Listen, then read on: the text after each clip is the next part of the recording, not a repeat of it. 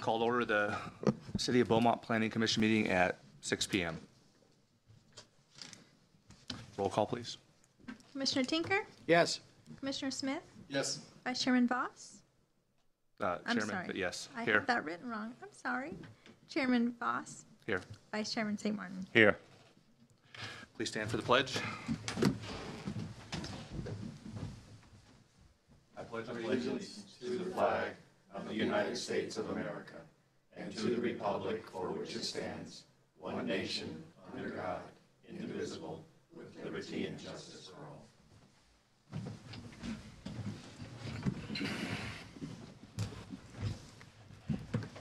Any adjustments to the agenda? I have none. Any conflicts of interest? No. No. Okay. Really? Any one person may address the Planning Commission on any matter not on this agenda. If you wish to speak, please fill out a public comment form provided at the back table and give to the city clerk. There is a 3-minute time limit on public comments. There will be no sharing or passing of time to another person. State law prohibits the commission from discussing or taking actions brought up by you or your comments. I have no request to speak. Thank you. Item number 1, approval of minutes. I'll move to approve. I'll second. Commissioner Tinker? Yes. Commissioner Smith? Yes. Vice Chair St. Martin? Yes. Chairman Voss? Yes. Item number 2, general plan update, draft environmental impact report scoping meeting. I'd like to invite our consultants up to give a presentation and introduce themselves.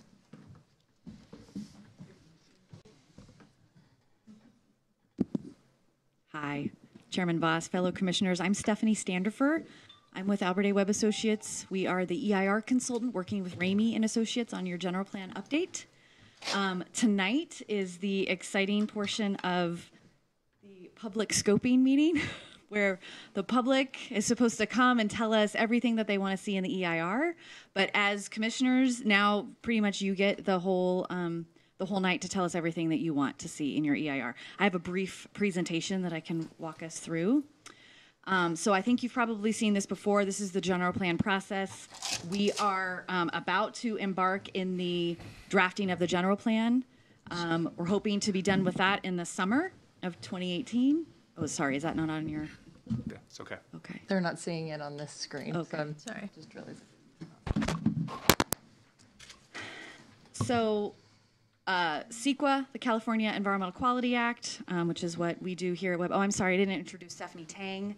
Another Stephanie, she's the project manager on this EIR, but I lost a bet, so I get to make the presentation. So CEQA says that projects of regional significance require public scoping meetings. A general plan is a project of regional significance, which is why we are holding this meeting. We have determined already, the city has, that an EIR is going to be prepared. So we are here to solicit feedback of what that EIR needs to have in it. This is the EIR process.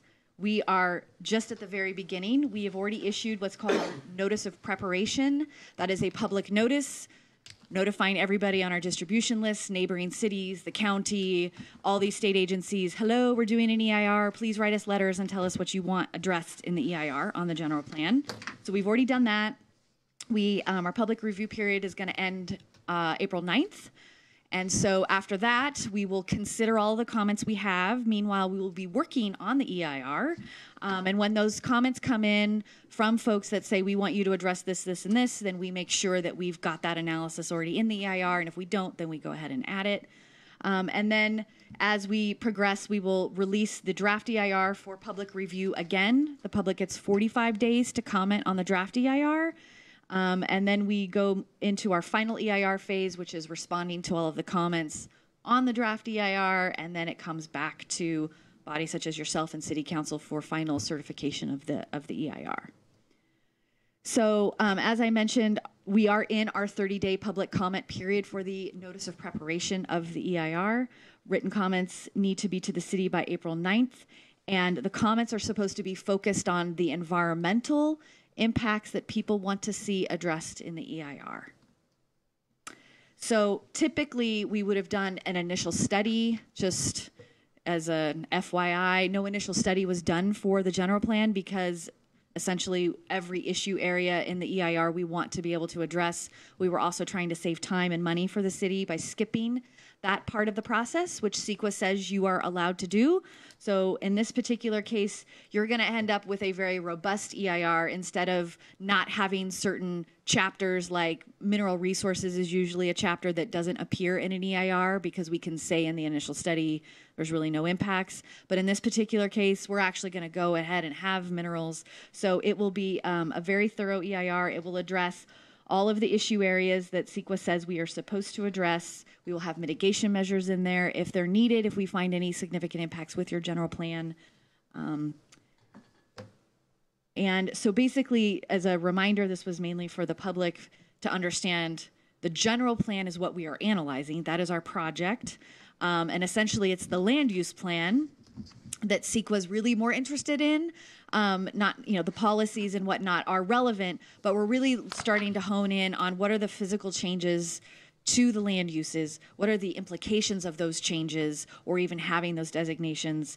Obviously, traffic, air, and noise are kind of going to be our three big issue areas. Most general plans, those are the ones that people are most concerned about. So we are going to do some technical analyses that's going to be included in the EIR, addressing those issues. And it is of note that the majority of your city's land use designations are not changing. Majority of them are staying the same, and that we really only have certain areas where we have modified some of the land use designations, where we've taken away some industrial, we've added some residential in some places. We've got the urban village designation, which got a little bit bigger. So again, we'll kind of be focusing in on the change areas where we can, but overall, your whole general plan is going to be analyzed in the EIR so that as you implement the general plan, as projects come in that are consistent with the general plan designation, there's already been a CEQA analysis that they could, what we call tier off of, that they can use for part of their environmental analysis to show that they may not have to do as much in the future because we've already done a lot of that for them in the general plan. And as long as they're consistent with our general plan, then they should be good to go. So we are trying to give you a CEQA document that's, usable with your general plan. So this is the current land use map. This is what is going to be analyzed in the EIR, and like for instance, this area right here, north or east side, west side of the 79, those designations have changed from your existing general plan. So we'll be focusing, some of the analysis in those areas, and you'll also probably have a little bit more policies that are going to relate to those areas where we have edges. So we have the blue is industrial designations, and this lighter yellow is our rural residential designation. And so as we interface those two land uses, we will want to spend some time thinking about policies and ways that we can buffer and limit the compatibility issues, mainly between trucks and homes. Okay, so here is the outline, essentially, of the beef of your EIR that is forthcoming. All the issue areas that CEQA says we have to look at are going to be included in your EIR. And here's your approximate EIR schedule. Again, we're shooting for general plan being done late summer 2018. Same with your EIR. They will catch up to each other. We'll go out for public review, maybe late summer, early fall, and then we want to be through your EIR certification process in the winter of 2018, maybe scooch into 2019, depends, yeah. But we're trying to keep it pretty close to December of this year. So that concludes my brief presentation. If there's anybody here that was interested in the scoping session, we do have a sign-in sheet for people to register their names and emails, mainly for our records, so we know who came. But if you all have any questions for me, I'm happy to answer those. Does this report also include hazardous waste areas? Yes. Because I didn't notice that in the list. Oh, sorry. Yep. Hazardous waste, hazardous materials. Yep. Okay. Do you have any particular areas that you're concerned with? No, but I know there are areas here that, and I'm concerned that, are we putting residential close to these areas? Right. Yeah, we will attempt, based on the, the information that we can compile, and we're not going to do, clearly like a property by property analysis, but we do have state databases that we have access to that all have the basically registered sites, and they tell us what kind of sites they are, like a leaking underground storage tank site, or God forbid a RCRA or a CERCLA site, Superfund site.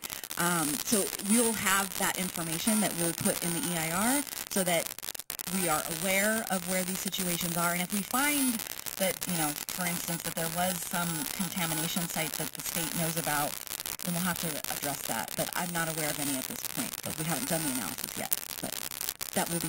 I just want to make sure that it's going to be included. Mm-hmm. Yes, it will. Other things I hear about a lot, water supply. Yes. I figure that's going to be a portion of this. Yes, utilities, air traffic and noise, and then utilities is going to be the big, and water and wastewater. So as you all are aware, your wastewater treatment plant is undergoing its own analysis and expansion, and so we are working with the engineers under our roof to make sure that we've got the right information in there, and that what's happening with the wastewater treatment plant in particular is supportive of the general plan, land use plan. And My two other areas is wildlife interface, dealing with fire and how, climate change driver, that kind of thing, how we're properly buffering around the fringe lands, and then light pollution. We are dark skies and want to make sure that we kind of keep that character up here as part of the analysis. So my new friend Heather from CAL FIRE is here, and we're going to powwow with her. She gave us already the state's sort of like, I called it a cheat sheet, but it's like their guidelines of their safety elements. And so it's a cheat sheet for us because now we know what they're going to be looking for, and we'll make sure that we've got that in the documents in the general plan or the EIR. What's that? You got to watch CAL FIRE. And then the nighttime lighting thing. Yeah, that's a really sort of an easy thing that we can do. We can set up policies that require, candlefoot spillage limitations and light wattage and shielding and hooding. Yeah, all that. And if you wanted to go dark sky. Oh, we already are. Oh, you guys are a dark sky skitty? Oh, gosh. I'm so sorry I didn't know that. That's great. Yeah. Good for you guys. That's one of the reasons I moved up here. So. Great. Yeah. That's really good. Yeah. Commissioner Tinker? Yeah, I have three comments, if I may. One, in the facilities section of the plan, are we going to indicate sites for public safety? I use fire stations, police stations, this type of thing. Is that going to be designated in an area? Not unless the city wants us to. That would be mainly show up in your general plan. We do have public facilities that we know about on the land use map that the land use planners have been mapping for, but future sites, I don't believe that anybody from police and fire told us that they have, or maybe they have. It's been a little while since I've talked to them. We'll have to look at our notes. But I'm sure that I know that fire has some specific areas that they want those facilities incorporated. And I just want to make sure that when this is all done, we get all sitting there and everybody goes, well, why don't we have a fire station here? Well, and I know we're already in the battle over this, but public safety, fire safety, police station facilities need to be somewhere indicated. Oh, absolutely. In this plan. Right. Yeah. My next question is, in this planning process, and this may be out of line with this, are we going to indicate low-income housing areas? That's for Rebecca. That's part of the housing element, which is we've already have a state certified housing element. We would not be looking at that until the next regional housing need assessments were released, and we'd have to know our new numbers. Then we'd be updating the housing element separate from the rest of the general plan. I remember you working on the housing element. Mm-hmm. The only other section I have is I'm looking at this map, and if you look in the area it's solid green, it's an open space area. Mm-hmm. And you see the two yellow sections there. Yeah. Those are, my concern would be, is I know that they're designated where single-family residence structures. Why would we want to mix that with an open space area? Because that's an Edison area out there. So I'm just questioning and saying, hey, you know, if we're going to go to this extent, why would we even allow housing in adjacent to an open space area? Right. Well, that's a good point. I do believe that those are obviously, so this is the Potrero property that CDFW owns, and it's part of the MSHCP conservation, so it's locked up. I'm assuming that these are private ownership. They belong to, I believe, Edison Company, I think, or they're on that deal. But my concern is, and I go along with Nathan, if we're going to have an open space area, obviously we're going to want wildlife corridors. And then all of a sudden, if we take a piece of that and we stick houses in it, then that kind of eliminates the. Right. It definitely affects the quality. Correct. It should be noted, though, that designation that is there, even though it is residential, it's rural residential, which is 40-acre lots. Oh, okay. So it's very rural. Okay, I'm okay with that. Yeah, so that's actually a very smart designation to put adjacent to your open space areas. Okay, that was my concern, because I agree with Nathan. Yeah. You know, is Commissioner Smith is, we have the wildlife here, and I can tell you, we all can tell you that as soon as we build close to the corridors, we get all the complaints about the raccoons, the possums, and all of this. We still need to provide an open space that's not interrupted by. Right. So if they're 40-acre parcels, Yep. I don't have a problem with that one. Yeah. So those were my questions. Okay, thank you. Uh-huh, Just two real quick. sure. Is there any discussion about the impact to diversion rates, recycling rates? I think it's going up to 75% by 2020.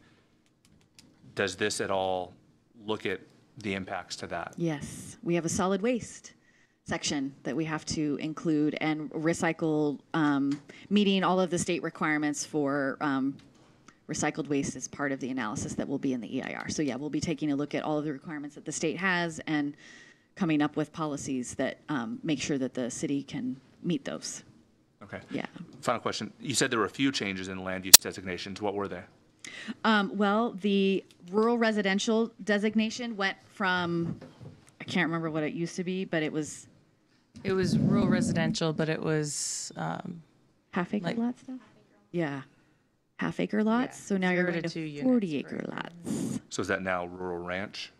we didn't keep a half-acre lot, so we're still calling it the same title. But it's just changing what's allowed under that density. Okay. So those are 40-acre lots then. Rural ranch that we show in there are 10-acre lots. 10 acres, yeah. So we've changed what was most of the changes are in the county area outside of the city boundaries. And we've taken what was all basically almost all of it rural residential, and we've increased the density around 79 to create an urban village and things like that, as well as some industrial. And then we've made the other areas even more rural than originally required, with some single-family residential around the higher density areas. Without major grading, there's no way you're going to get a whole lot of That's, density. yeah, anyway. So It's can I hillsides. build off Chairman? the line Ross's between the question? 10 and the 40 runs with like the ridge, runs with where the topography really starts to get So if I heavy. may, I want to build off his question is, if we go to the 10 acres of the 40-acre designation, you say it's in the county. So somewhere down the road, somebody says, well, we're going to annex this into the city of Beaumont. Does that mean that this plan is in fact in place? So when the annexation takes place, this plan is what is the direction? That's correct, unless they apply for a general plan amendment, and you would take a look at that and decide whether that's the vision you would want it Okay. to change. Okay, okay, thank you. Thank you, Chairman. Any other changes? The 79 area, so this employment district is now new, and the urban village designation over here is new. There was a change up here, right, Rebecca? There was some industrial that I believe was along there that now changed to urban village. The creek was originally designated as industrial, so we kind of fixed that. I don't think that's a practical change. Not It was realistic. already designated open space on the Heartland side before it even had that. But Inside the city, like I said, the biggest change we would have would be where our 6th Street Beaumont Avenue overlay and multifamily area has been changed to downtown specific plan. So we're going to get more specific with those designations through a specific plan that will accompany it as well. We changed some of the areas off Jackrabbit Trail from residential there as well to more of a recreation area. Up there. For the downtown specific plan area. Yes. Is that going to require a separate EIR when that comes in, or is it going to be done concurrently with the general plan? Good question. We're including it in your EIR. Okay. Yeah, so you get a couple of packages in one EIR. Good. Yeah. The other thing I'm guessing is in here, education needs and recreation needs. Public schools, yes, is something that we have to look at. Mm-hmm. Yeah, impacts to the schools. Yeah, so we'll be getting data from the school district and talking about all of that. I know that was one of the questions that came up in one of the scoping meetings was, at build out, we need another high school site. Yeah, So, that would be reasonable. yeah. Another question? No, I was just agreeing with Nathan on that one. Anyone have anything else? Nope. Good. We're good. Anyone else from the public like to speak? Okay, thank And you, we're good? gentlemen. It's the quickest meeting you've been to in a while, huh? Thank you. Do we need to take any actions? No, there's no action. It was, a lot of times the scoping meeting's just done on another day, but we felt with the video running and with the noticing, we would hopefully get more people than being here for 5 minutes, showing no one shows up and leave. So we're hoping we get more through the advertisement of the agenda and things like that, but Okay. there's no action needed. Or is this a planning commission item only? What? Does council look at the scoping agreement?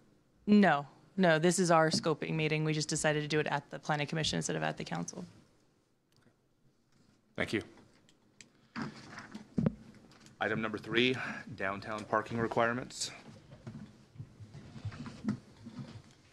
Thank you, Chairman, members of the commission.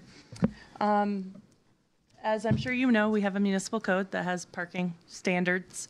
The parking standards are the same throughout the city, whatever zone you're in terms of the use. So, for instance, a restaurant requires 1 parking space per 100 square feet of restaurant area. A bar requires 1 parking space per 75 square feet. Offices are, medical or not, are 1 per 200, and I believe retail's like 1 per 250.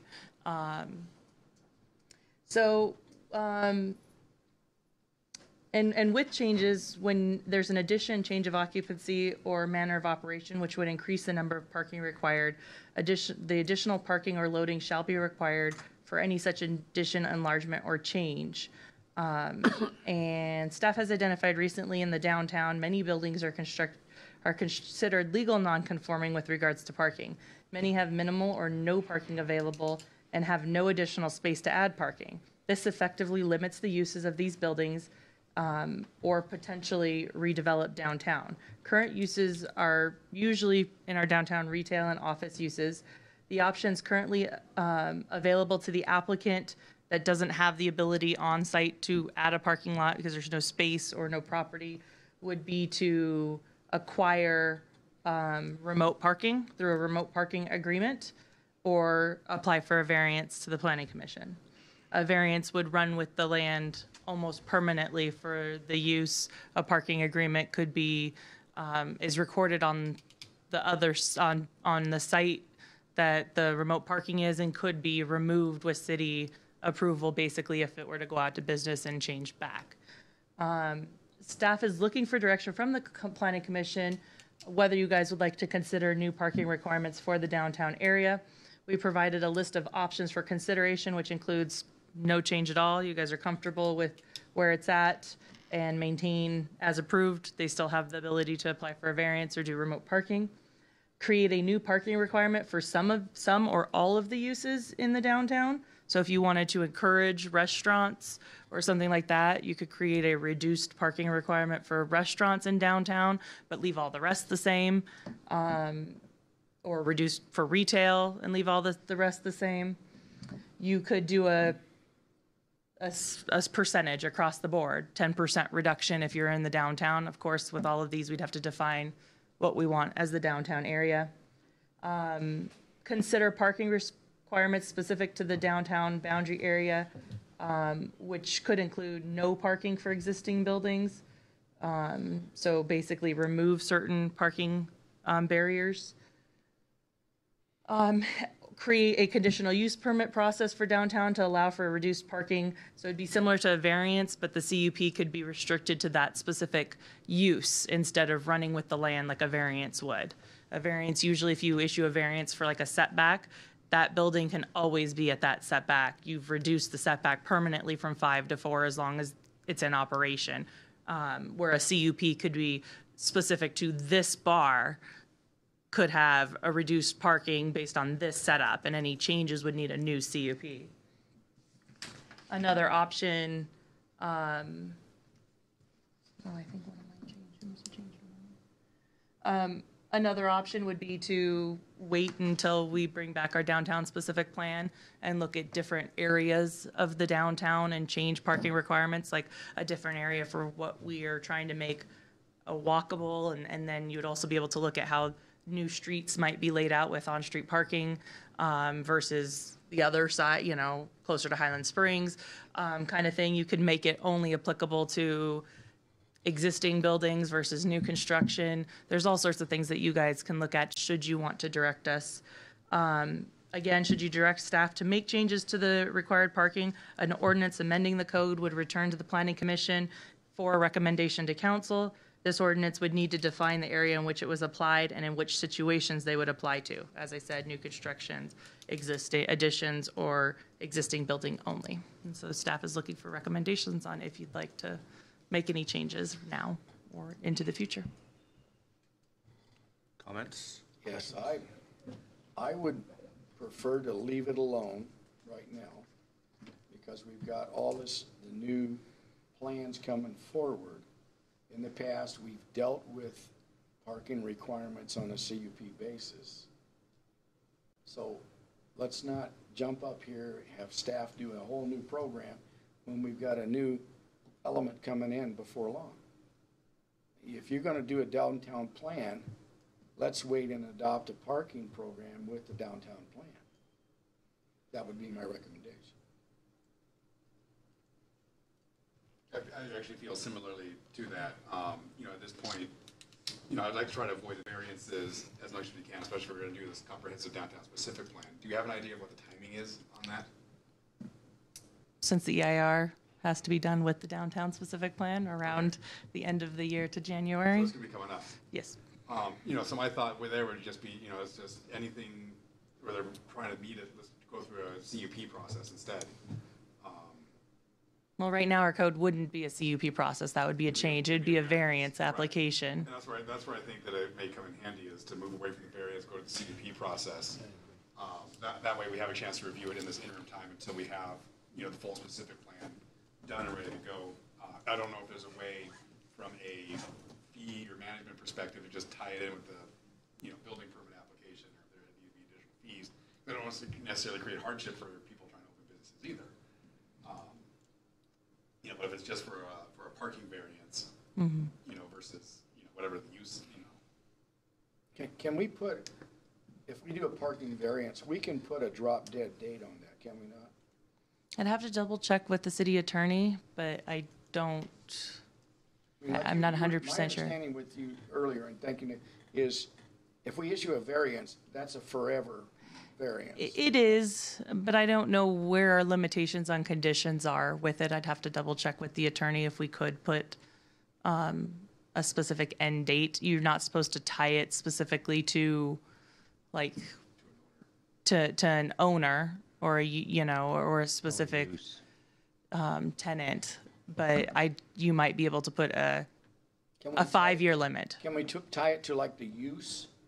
A variance is not usually tied specifically to the use. Okay, because I was thinking, in listening to you talk, there's parking requirements based on what the business is. So let's say that an individual has a retail store, and I'm just using numbers that says you'll have one parking spot for every 100 square feet.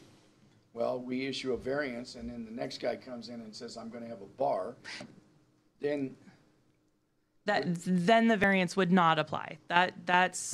The variance would be specific to reducing a retail use, but you wouldn't if it was a secondhand store versus any retail use. If it was any kind of retail use, you would be able to change with the same variance. You wouldn't be able to limit it to the wide variety of possible retail uses. okay, that was, thank you. Would implementing a CUP process at all handcuff the city once the new, I guess, plan with the EAR and the new general plan? Is that going to handcuff us at all? No. Would we want it there anyway? Well, it would Is that a better- it would refer to two. I mean, you would almost need to remove the one if we create a CUP process specific to the downtown, when the downtown has its own parking requirements and no longer goes off of Chapter 17, then you would almost need to remove it from Chapter 17 because it's addressed in the specific plan. Right. And So- then you refer back to the specific plan for the requirements at that point. Yeah. And then you go back. And then people would come in with a variance on that. Variance you see. A variance on that, yeah. If people still could apply for a variance, Right. the code allows for variances within, and most specific plans would specifically reference a variance process once we do the downtown. I mean, off the top of my head, I think the CUP process works better, but I don't know, is it worth our time to put it in, then have to take it back out when the specific plan is in there? Do we just limp along for the next 12 months on a variance? That's the thing, is like how long to implement the change to the municipal code, how long would that, is that a 2-month process? At a minimum. So If we brought it back to you next month, the soonest we would, if I had a really good idea of where your limits you want it, how you want to apply it, and knowing that you want a CUP, and if we could write it and advertise it for the April meeting, then it would go in May to council, and then it's a 30-day implementation. So it would be eligible for people to apply in June. So the specific plan is by the end of the year, Mm-hmm. it may be in effect for 6 months. Right. Yeah, Yeah, it almost sounds at that point, it's just better to leave it as it is for now. I agree. yeah, we've been able to handle this without too much problem in the past. And with that new plan coming in, if we change everything for 6 months, we're just not gaining anything. What is staff's preference at this point? Are you seeing applications where there's a lot of variance requests coming in because the sites are being overparked, where it's impacting neighborhoods? Because that would be the big concern there, is with houses right behind, is that if there's not adequate parking, you're going to be parking in front of people's homes. Yeah. My concerns are, as part of the downtown specific plan, we're looking at different sections of downtown. By doing something ahead of time and granting something, the findings necessary for the CUP, finding that it works with the neighborhood, I think would be easier to analyze with the downtown specific plan just as part of it, because once we know how much parking we may be able to add to street parking and things like that to create a reduced plan in the downtown specific plan. When you do it through a CUP, we could be creating areas where we maybe wanted that business in another part of the downtown to encourage more walkable uses in one part versus the other. But we had a bar application that has absolutely no parking on site, couldn't get remote parking, and so this was kind of one of the options I was directed to bring back to the Planning Commission. They did withdraw their application at this time because there was zero parking. So, knowing that possibly the likelihood and time frame to go through, even going through this process was too long, I believe, for them to wait. Waiting 3 months to even to apply for a CUP and see whether you'd approve it. They decided to withdraw. But I have no other urgency, no other application. It's just whether we take the chance of someone who can't wait 6 months to open their business and would need this in the next 3, or whether you want to. So if we do a variance, you're saying that we can't put a timetable on it, timeline, sunset clause to it? I would have to double check whether we could put a time, like whether we could say this is good for 5 years and then it would expire. We wouldn't be able to tie it to a specific applicant or a specific business. So if, let's say, and I'm gonna jump on Nathan's thing, here he is. Let's say Billy Joe Jim Bob comes in and he wants to open a bar. There's no parking, we issue a variance for that. How will that affect the new downtown plan? It could affect it in the bars in a location that you wouldn't want to see a bar in the new downtown. It could be that now you've got a bar in one place with no parking and the downtown plan doesn't put additional parking in that area. Where if it was somewhere else, there might be additional on-street parking or off-street parking we could acquire. Things like that. I mean, it's more the character and location and attraction of where you want these kinds of businesses with the downtown specific plan. You might be zoning specific. You know, you may say you don't want a bar in this area and the bars can be in this area. And if you've approved the variance and no parking, now you've got a bar that could be there forever, basically, with no parking. It's hard to, the reason you don't put a time limit on variances is because in 10 years, it's hard to kick out the business because the variance expired when the business didn't violate any of their conditions of approval. So it runs with the land usually. For the same use. So, you know, it's hard to think of a what if you approved a bar with no parking, then you have a bar with no parking. The chances, you know, the question is you run the risk of it being there forever with no parking and causing problems into the future with traffic and Okay, so and what's people. our alternative? If we say, right now, we're not gonna do a CUP, we're not gonna do the variance thing, we're gonna wait till the downtown plan is on our table. And we get somebody that wants to come in that's maybe gonna be contrary to the downtown plan, what is our options? Well, they would have to apply for a variance if they're not meeting the current parking requirements. And then you have to make the findings within a variance. And if you don't make the findings within the variance, then you don't grant the variance and the business can't go in. Okay, so we still have the ability, Under the current code, they can still apply for a variance and you still have the ability to make the findings that the variance makes sense. but we also, since we know that this plan, we're looking at maybe the end of the year. Is that best case scenario? I mean, what's likely? I mean, it sounds like we kind of want to do the CUP, but we don't want to do it for 3 months. Right. Yeah. However, we know how things go. It's supposed to be here by winter, but is it really going to be next summer? And maybe we would say, yeah, let's do the CUP process because it's going to be a year. I think your worst case scenario is that you lose a business to a neighboring city Right, or a neighboring location that you may have wanted. Because there's a cloud of uncertainty. That's the about worst. That's the what the worst city case wants. scenario. Is we tell someone there's no parking, they can take a chance and apply for a variance, and you guys can look at it, or they may not take that chance and they don't apply. They don't want to spend the money on a variance, Right. and they go find another location. But at the same time, if we go with the CUP and they say, oh yeah, the parking is good for 5 years and you have to reapply, they may come back They at may that do the point and same say, thing. that's not a risk I'm willing to take with my business. If that runs out, and they may go back to the same thing and choose a different site So- or somewhere else. So the findings of approval and a variance that you guys have to make is that the strict or literal interpretation and application of the zoning ordinance would result in practical difficulties or unnecessary hardships inconsistent with the general purpose and intent of the zoning ordinance, or would deprive applicants of privileges granted to others in similar circumstances, and that there are exceptional and extraordinary circumstances or conditions applicable to the property involved or the intended development of the property that do not apply generally to other properties in the same zone, and that the granting of such variance will not constitute a granting of a special privilege inconsistent with the limitations on other properties in the vicinity classified in the same zone, and that the granting of the such variance will not be materially detrimental to the public health, safety, or general welfare, nor injurious to property or improvements in the zone or neighborhood in which the property is located, and that the granting of such variance will not create any inconsistency with any objectives contained within the general plan. So you have to make those findings in order to approve a variance. So from a planning standpoint, what would be your preference? Because you're the one going to deal with them every day.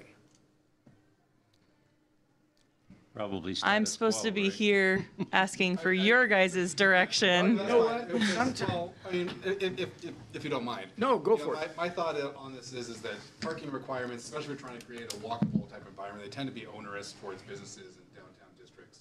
Anyway, that the priority really is getting the specific plan, getting an area defined, figuring out what realistic parking requirements are, identifying sites where, you know, maybe there's an ideal location for a parking garage or city-owned parking facilities, and kind of developing that sense.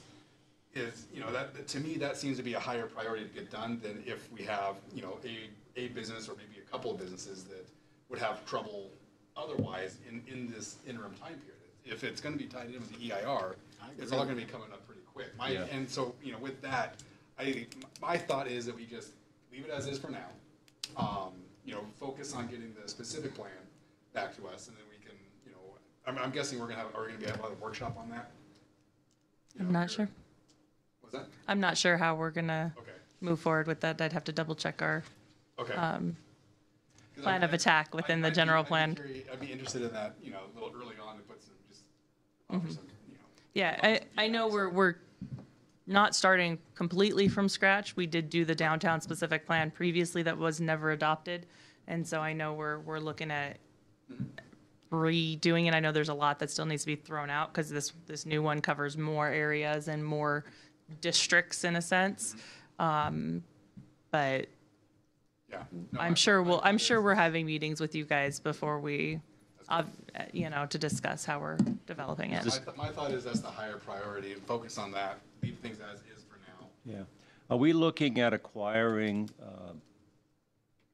municipal parking lots so that we can be more business-friendly in the downtown area? That would be up to the city manager and the city council to put something like that in a capital improvement program. What a lot of downtowns do, like if you look up downtown Redlands parking code, they have an in lieu fee. If you can't meet the parking, you pay an in lieu fee, and that money goes to acquiring property or a property for a parking garage. And so those are all things that we would look at. I think one of the big things that we're looking at is we need to slow down 6th Street. We need to get a traffic engineer in here and make it a walkable downtown. We're never going to have a downtown with 4 lanes. So by changing that possibly and putting a lot of, you know, slow measures and possibly even constant parking, people backing in and backing out. Like, you know, when you go down State Street, you can't go fast if I bring back Redlands again, because you never know when someone's going to back out or walk between cars. So if we create something like that in a 2-block area or a 3-block area, then we know, okay, now we've got some parking within so much distance of there, you know, even if it's on street versus off street. But it definitely, you know, is always something to look at if we're going to make a real downtown acquiring property, but that's over my pay grade. I would say leave it as it is right now. I'm in agreement with until, yeah, Leave it like it is, and yeah, We'll deal with the businesses as they come. there it Yeah. is. yeah. I agree. I get an official motion and, So moved. Ready to- and vote. So, you know, make a motion to leave it as is for now and await the specific plan for further consideration. I'll second that one. Okay, sorry, catching up. Motion by Smith, second by St. Martin. Commissioner Tinker, Yes. Commissioner Smith, Yes. Vice Chair St. Martin, Yes. Chairman Voss. Yes. All right. Similar one, kind of dealing with what will be in the future downtown specific plan, but this is more related to allowable uses. Our municipal code, we have a Beaumont Avenue overlay as zone, which has specific uses that tend to be a lot more low impact. It's a mixed use zone. It doesn't allow mixed uses on the same lot, but it allows for commercial side by side with residential. So a lot of the commercial uses are very limited along Beaumont Avenue to reduce traffic and parking and late night activities, those kind of things. And that's how the intent reads, that It's a corridors transition. The purpose of the Beaumont Avenue overlay is to facilitate the corridors transition to a mixed-use district containing professional offices, services, and limited commercial activities in conjunction with residential uses. When the table was written, it was with this intent in mind for the uses that would have less of an impact on existing and future residential uses. We have received a few calls over the years requesting things like a dance class or a karate studio on the Beaumont Avenue overlay. However, the current code prohibits dance halls and studios. Karate studios are the closest we have to classification would be a dance studio. So if someone would call for a Zumba or karate, we'd kind of push back to this dance studio that it's not allowed. And health clubs and gymnasiums are also not permitted. Some of the concerns with these uses involves the size of operation, traffic, and compatibility with residential uses in the same zone. Staff feels that dance or karate classes would be compatible and meet the intent of the zone. Staff is looking for direction from the Planning Commission on a possible amendment to the code to allow for these kind of uses within the Beaumont Avenue overlay zone. If directed to update, staff recommends that you change dance halls and studios and call it dance, martial art, and fitness classes, not an open gym. So not where you just, an anytime fitness. It would be specific to these classes and karate classes and dance classes, and change it to a permitted use. Additionally, staff recommends, or possibly, depending on your direction, changing health clubs and fitness gyms, changing health clubs and gymnasiums to health clubs and fitness gyms, and changing it to conditional use permit with the intent that you would review and discuss through the CUP process to allow smaller, indoor-only, non-24-hour gyms that would not have a negative effect on existing and future residential uses. Should you want to see smaller, someone brought up like a boxing gym, so if someone wanted to open a boxing gym, it's not a normal open gym. It's open usually specific hours, and it's usually less packed. Boot camps or CrossFit. Yes. CrossFit, yeah.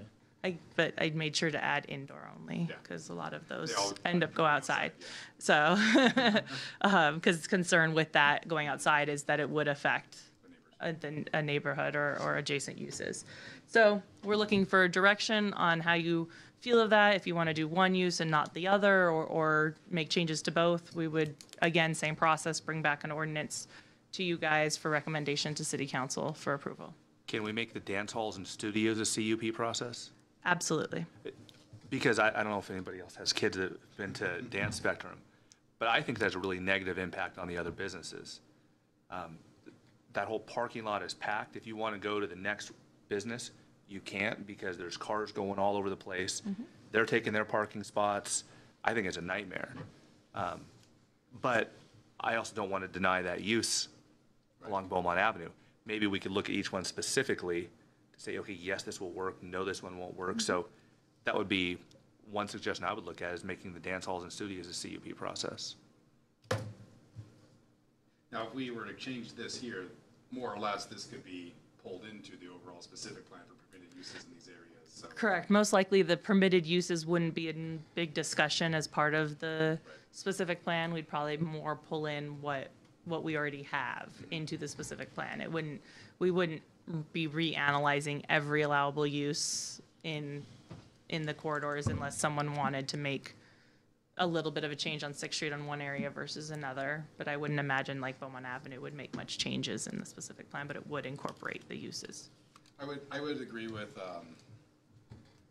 having a CUP for each of these. A lot of the businesses, that's where Dance Spectrum that actually has one of the larger parking lots up and down Beaumont Avenue. Yeah, and they utilize the whole thing. Right. Yeah. So, and with the other things, other uses on there, that parking will be kind of limited.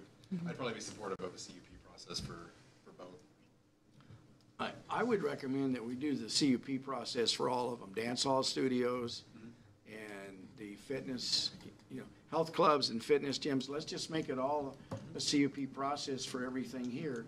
Then it's clean, we didn't leave anything out, and it gives staff some guidance. Yeah, because with the CUP, you would have the ability with the findings to determine that it is compatible. One of the findings you have to make with the CUP is that the use is compatible with existing and future land uses. So if you felt the size of even the dance studio didn't, even if it met, we don't have specific, obviously, parking requirements. That's where a CUP would kind of come in handy when there's no specific parking requirement. You guys would be able to make the finding whether or not you felt it was compatible with the existing and surrounding uses. Okay, Mr. Chairman, I'll make a motion that we, if it's appropriate, It is. I make a motion that we follow staff's recommendation for dance halls, studios, the name change, and health clubs and fitness gyms to all require CUPs. And you can write it however you want. I'll second the CUP process for that. Well, I don't want to leave anything out. You obviously will still have the opportunity when the ordinance actually comes back if something isn't exactly what you were intending. Okay, so I have a motion by Tinker, a second by Smith. Commissioner Tinker? Yes. Commissioner Smith? Yes. Vice Chair St. Martin? Yes. Chairman Boss? Yes.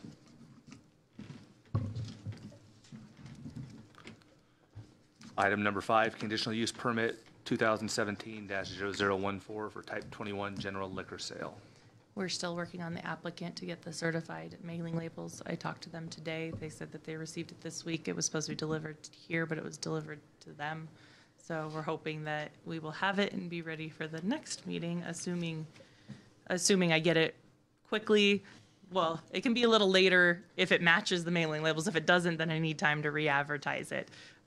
So we're recommending you continue it one more month. So do I need to open the public testimony? Just see if there's anyone. It's not open. It's not a public hearing, so you can just ask if anyone has public testimony, and then. Does anybody want to make a comment on this? All right. All right, then I'll move to continue as recommended. Second. Commissioner Tinker? Yes. Commissioner Smith? Yes. Vice Chair St. Martin? Yes. Chairman Voss? Yes.